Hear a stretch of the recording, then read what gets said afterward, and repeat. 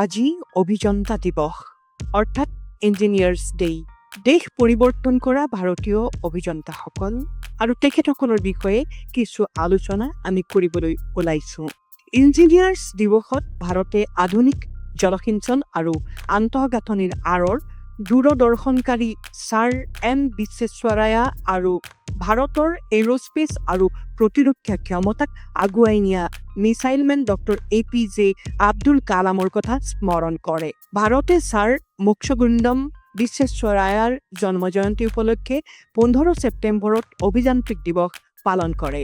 এই দিনটোত ভাৰতৰ আন্তঃগাঁথনি প্ৰযুক্তি আৰু ঔদ্যোগিক বিকাশক ৰূপ দিয়া অভিযন্তাসকলৰ অৱদানক স্বীকৃতি দিয়া হয়।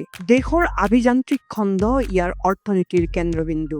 এছ'চিয়েশ্যন অফ ইণ্ডিয়ান ইণ্ডাষ্ট্ৰিজৰ মতে ই সকলো কাৰখানাৰ 27% প্ৰতিনিধিত্ব কৰে আৰু বিদেশী সহযোগিতাৰ 63% চালিত কৰে। ইয়াত ভাৰতৰ 5জন অভিযন্তা আছে, যিয়ে অভিযান্ত্ৰিক বিজ্ঞানত বৈপ্লৱিক পৰিৱৰ্তন আনে আৰু লাখ লাখ লোকৰ বাবে অনুপ্ৰেৰণা হৈ পৰে।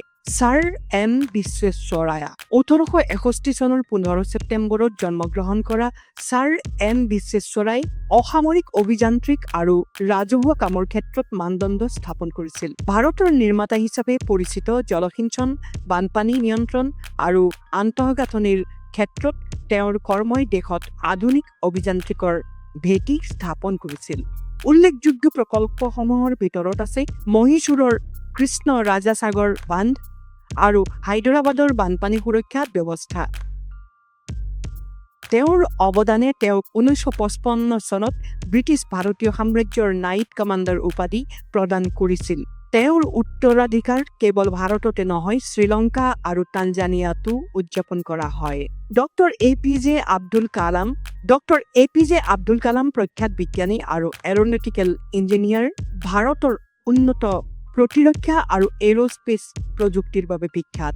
উপগ্ৰহ উৎক্ষেপণ বাহন আৰু মিছাইল কাৰ্যসূচীৰ ওপৰত তেওঁৰ কৰ্মই তেওঁক ভাৰতৰ মিছাইলমেন আৰু পিছলৈ ভাৰতৰ ৰাষ্ট্ৰপতি পদ লাভ কৰোৱাইছিল। শ্ৰীধৰন ভাৰতৰ মেট্ৰ'মেন এলাট্টুৱালাপিল শ্ৰীধৰণে দিল্লী মেট্ৰ'ৰ দৰে প্ৰকল্পৰ জৰিয়তে নগৰীয়া পৰিবহণৰ ৰূপান্তৰ ঘটাইছিল।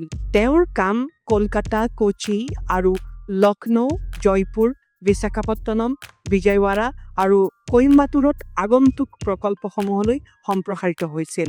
ভাৰ্গিজ কুৰিয়েন ভাৰতৰ গাখীৰৰ মানুহ হিচাপে পৰিচিত ভাৰ্গিজ কুৰিয়েনে আনন্দ সমবায় মডেলৰ জৰিয়তে দুগ্ধখণ্ডক ৰূপান্তৰিত কৰি শ্বেত বিপ্লৱৰ সৃষ্টি কৰিছিল। ভাৰত বিশ্বৰ সৰ্ববৃহৎ গাখীৰ ৰপ্তানিকাৰী দেশ হিচাপে পৰিগণিত হৈছিল।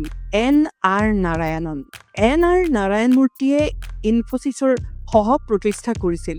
ৰাষ্ট্ৰীয় অভিযান্ত্ৰিক প্ৰতিষ্ঠানৰ এজন বৈদ্যুতিক অভিযন্তা হিচাপে তেওঁ ইনফোচিছক বিশ্বৰ তথ্য প্ৰযুক্তি সেৱাৰ নেতা হিচাপে গঢ়ি তোলাত সহায় কৰিছিল। অভিযান্ত্ৰিক দিৱসটোৱে মনত পেলাই দিয়ে যে ভাৰতৰ বিকাশ কাৰিকৰী মন, সৃষ্টিশীলতা আৰু সমস্যা সমাধানৰ দ্বাৰা চালিত। অসামৰিক অভিযান্ত্ৰিকৰ পৰা তথ্য প্ৰযুক্তিলৈকে, এৰোস্পেচৰ পৰা ৰাজহুৱা আন্তঃগাঁথনিলৈকে অভিযন্তাসকলে ৰাষ্ট্ৰৰ সামৰ্থ্য আৰু বিশ্বব্যাপী স্থিতি নিৰ্ধাৰণ কৰি আহিছে। শিক্ষাৰ্থী আৰু উচ্চাকাংক্ষী অভিযন্তাসকলৰ বাবে এই দিনটোত কাৰিকৰী প্ৰশিক্ষণে কি প্ৰাপ্ত কৰিব পাৰে তাৰ ওপৰত দৃষ্টিভংগী প্ৰদান কৰা হয়। সন্মুখৰ প্ৰত্যাহ্বানটো হৈছে পৰৱৰ্তী প্ৰজন্মৰ অভিযন্তাসকল উদীয়মান প্ৰযুক্তি, বহন ক্ষমতা আৰু বিশ্বব্যাপী প্ৰতিযোগিতামূলকতাৰ বাবে সজ্জিত হোৱাটো নিশ্চিত কৰা। আজিৰ দিনটোতেই আমি ট্ৰেণ্ড টুডেৰ সমূহ কৰ্মকৰ্তাৰ হৈ ভাৰতৰ সকলো অভিযন্তালৈ অভিযান্ত্ৰিক দিৱসৰ শুভকামনা জনালোঁ।